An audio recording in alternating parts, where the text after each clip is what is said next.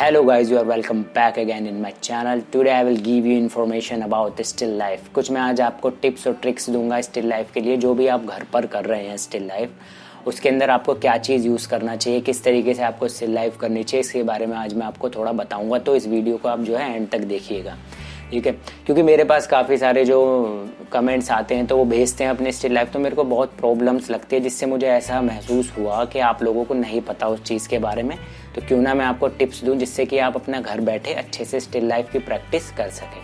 तो सबसे पहली चीज़ मैं आपसे बताना चाहूँगा कि आप जो भी स्टिल लाइफ बना रहे हैं उस स्टिल लाइफ को जो ऑब्जेक्ट्स हैं वो ऑब्जेक्ट्स आप कोशिश करिए कुछ बिग साइज़ के ऑब्जेक्ट्स हो, कुछ बड़े साइज़ के ऑब्जेक्ट्स हो, जैसे ड्रम हो गया और कोई भी कुछ भी, जैसे टब हो गया, कुछ भी घर के बर्तन हो गए, प्रेशर कुकर हो गया, सिलेंडर हो गया, इस टाइप के जो बड़े बड़े ऑब्जेक्ट्स हैं ना, इनको लेकर आप ड्रॉ करिए। छोटे छोटे ऑब्जेक्ट्स ना यूज़ करिए उसके अंदर, ये चीज़ आप ध्यान रखिए मेरी, ठीक है। पहली टिप्स तो ये हो गई कि आपको क्या बड़े साइज़ के ऑब्जेक्ट्स यूज़ करने हैं अपने स्टिल लाइफ की ड्राइंग के अंदर। और जो नेक्स्ट टिप्स है वो ये है कि आप जो है उसके अंदर जो डिफरेंट टेक्सचर्स के जो ऑब्जेक्ट्स होते हैं वो यूज़ करिए। किसी पे कार्विंग हो रही होगी, किसी पे कुछ हो रहा है, जैसे वुड के, कुछ प्लास्टिक के, कुछ कांच के ऑब्जेक्ट्स हो गए, और इस तरीके के जो है ऑब्जेक्ट आप यूज़ करिए उसके अंदर। जैसे ग्लास के ऑब्जेक्ट हो गए और अपने स्टील के ऑब्जेक्ट हो गए, और हमारा जैसे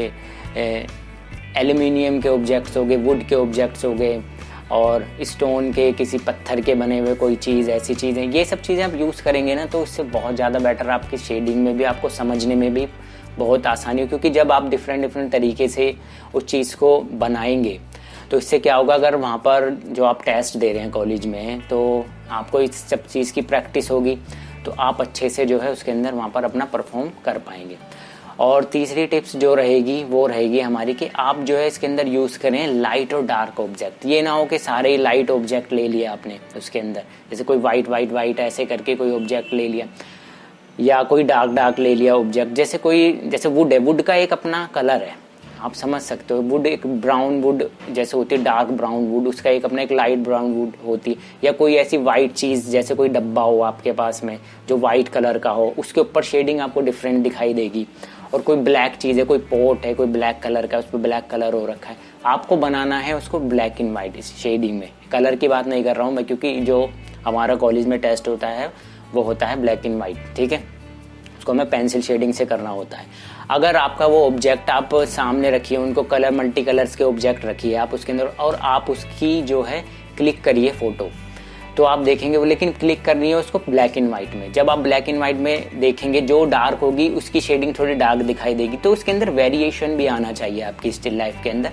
ये चीज़ ध्यान रखें, वेरिएशन जरूर है उसके अंदर। ये ना हो कि सेम टोन के लगे सारे ऑब्जेक्ट। जैसे कोई चीज़ डार्क है तो वो भी डार्क, यानी कि उसका कलर, जैसे समझो आप कोई ब्राउन है, ब्लू है, ये डार्क कलर होते हैं, इनकी शेडिंग भी, और कोई लाइट ऑब्जेक्ट रखा है उसकी भी सेम हो रही है, तो उसमें डिफरेंस नहीं पता चल पाता, ठीक है। और कुछ ऐसा भी करिएगा आप उसके अंदर कि ऑब्जेक्ट्स को आगे पीछे करके रखिएगा, जिसमें पता चले, उसमें थोड़ा बहुत पर्सपेक्टिव भी पता चले।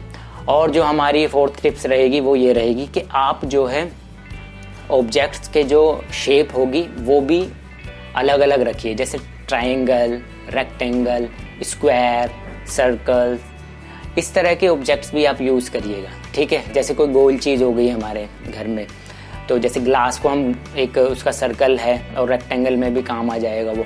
और ऐसी कोई ट्रायंगल कोई चीज़ आप रख लेना उसके अंदर, कोई बॉक्स हो आपके पास में तो बॉक्स आप रख के उसको ड्रॉ। तो इस तरह के जो डिफरेंट टाइप्स के जो शेप्स हैं वो भी यूज़ करिएगा आप अपने जो है स्टिल लाइफ के अंदर। ये चीज़ आप ध्यान रखिएगा और इस वीडियो के साथ बने रहिए, अभी मैं और भी चीज़ आपको बताता रहूँगा। तो गाइज, इसके अंदर जो डिस्टेंस होना चाहिए, आपको ऑब्जेक्ट कितनी दूरी पे रखना चाहिए और आपको कितनी दूरी पे बैठना चाहिए, ये मैं अभी आपको बता देता हूँ। ये ना हो कि आपने बिल्कुल पास में रख लिया ऑब्जेक्ट, फिर आप काम कर रहे हैं तो भी बेकार है वो। देखिए मैं आपको बताता हूँ, कम से कम 10 फीट से 16 फीट या 12 फीट से 16 फीट की दूरी आपकी होनी चाहिए आपके और ऑब्जेक्ट के बीच में। यू एंड ऑब्जेक्ट जो है उसके बीच में बिटवीन आपकी इतनी जो है डिस्टेंस होना चाहिए, ये चीज़ ध्यान रखिएगा आप। और गाइज, इसके अंदर आप यूज़ करिए जो एंगल वाले जो ऑब्जेक्ट है ना, उनको यूज़ करेंगे तो ज़्यादा अच्छा रहेगा। जैसे कि आपका बड़े साइज़ के ऑब्जेक्ट हो गए, जैसे स्टूल हो गया, टेबल हो गया, सोफ़ा हो गया, बैड हो गया, इस तरह के जिसमें एंगल थोड़ा पर्सपेक्टिव पता चले आपको। कुछ ऑब्जेक्ट्स बड़े भी बनाइए आप उसके, चाहे सिंगल ही ऑब्जेक्ट बनाए, इससे आपको थोड़ा सा जो टेक्निक पता चल जाएगी अपने काम करने की। और गाइस साथ ही साथ में आप जो है नेचर स्टडी भी करिए, कोई प्लांट रखिए उसकी स्टडी करिए आप। देखिए वहाँ पर आता है स्टिल लाइफ, ठीक है, ये नहीं है कि वहाँ पर हमेशा बर्तन वगैरह ये रख दे। जिस हिसाब से कंपटीशन बढ़ता जा रहा है तो वो भी कॉलेज में भी जो है स्मार्टनेस तरीके से जो है चुनाव होता है, ये चीज़ ध्यान रखिए आप। क्योंकि उसके अंदर क्या हर बार क्या होता था कि वहाँ पर ऑब्जेक्ट्स रखते थे, लेकिन पिछले साल क्या हुआ उसके अंदर उन्होंने रख दिया एक प्लांट। कॉलेज ऑफ आर्ट की अभी मैं बात करूँ तो बच्चे हो गए कंफ्यूज कि प्लांट स्टडी कैसे करें। देखिए हर चीज़ जो स्टिल लाइफ है वहाँ पर जो भी आपके सामने है वो आपको ड्रॉ करना होगा, बस आपको समझ होनी चाहिए।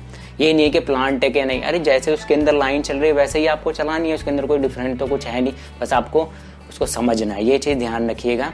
और अपने घर में कोई भी आपके पास कोई प्लांट हो, कोई पौधा हो तो उसको रख लीजिएगा और उसकी जो प्रैक्टिस करिएगा। एक पौधा, दो प्लांट हो गए, कोई फ्लावर वाला, कुछ इस तरह से कोई पोट हुआ, इस तरीके के कुछ टेबल के ऊपर रख लिया उसको, या कोई स्टूल के ऊपर रख के आप उसको ड्रॉ कर रहे हैं, तो इस तरीके के अगर आप करेंगे तो ज़्यादा अच्छा रहेगा।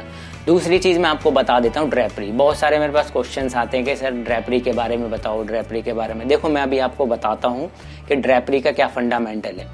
अगर आप जो है कॉलेज में एंटर करा आपने, देखो एक चीज़ और चीज़ कहना चाहूँगा मैं आपसे कि अगर आप कॉलेज में टेस्ट दे रहे हैं, देखो हमारे पास 5 सेंस होते हैं, बोलते हैं ना 5 सेंस, तो हमें एक 6 सेंस भी अपना जो है ओपन करके रखना होगा। ये चीज़ ध्यान रखिएगा, क्योंकि वहाँ पर आपके गुरु, आपके टीचर नहीं होंगे, आपको खुद ही वहाँ पर तुरंत जो भी आपका एक्सपीरियंस है, तजुर्बा, सब कुछ आपको कैलकुलेट करके एकदम सटीक वार करना होगा। आपको ये चीज़ ध्यान रखिए, जिसको बोलते हैं अर्जुन का तीर। देखा है ना आपने अर्जुन किस तरीके से, अर्जुन ने जो मछली के आँख में तीर लगाया था, तो वही एकदम सटीक वार करना है। वो सारी कैलकुलेशन, वो जो तुमने अभ्यास किया है और ये जो आप अभ्यास करो, ये सब जुड़ के एकदम पॉइंट टू पॉइंट आपको वहाँ पर काम करना होगा, क्योंकि वहाँ पर टाइम नहीं होता हमारे पास। अगर वहाँ पर ड्रेपरी आपने देखा एकदम फ्लैट ड्रेपरी लगा रखी है पीछे, ठीक है, कोई ब्लैक है या वाइट है, देखिए सबसे बड़ी चीज़ ये है कि ड्रेपरी पीछे लगाने का, जैसे ब्लैक ड्रेपरी लगाने का क्या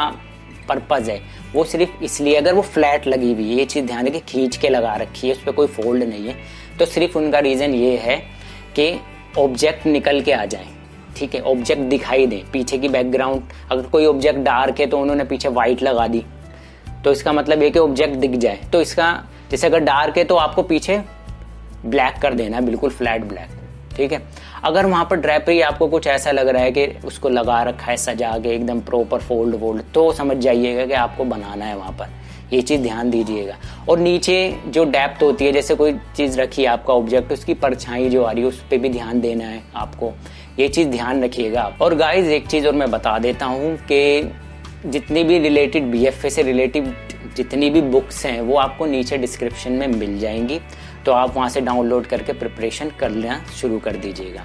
तो गाइज़ इस वीडियो को आप जो है शेयर करिएगा ज़्यादा से ज़्यादा। थोड़ी लंबी हो गई है वीडियो, बट कोई नहीं, पर आपको समझ आ गया होगा पूरा। आप इसको शेयर करिएगा। अगर ये वीडियो आपको पसंद आई हो तो आप मेरे चैनल को जो है सब्सक्राइब कर लीजिएगा। और जैसे ही कुछ भी अपडेट आती है कॉलेज ऑफ आर्ट की तरफ से या जितने भी कॉलेजेस हैं उनकी तरफ से कोई अपडेट आती है तो मैं आपको ज़रूर दूंगा।